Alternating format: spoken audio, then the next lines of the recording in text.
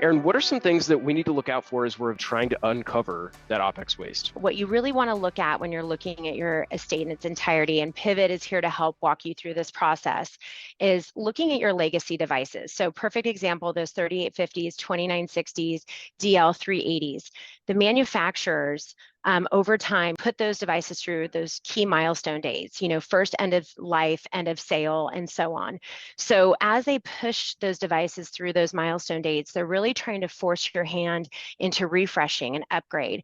They might even uptick the cost of support, anticipating that failures are going to increase, while meanwhile that hardware is depreciating. So there reaches kind of a critical point and where it no longer makes sense to support those through the manufacturer, push them off to third-party maintenance, drop down your OpEx significantly, typically by 80%.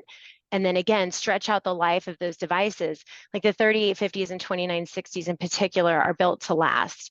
So if you can eke out a few more years, have a hybrid maintenance strategy where you're leaning on a TPM provider for the legacy hardware and then keeping your critical core devices under OEM maintenance, that's really the strategy you should deploy.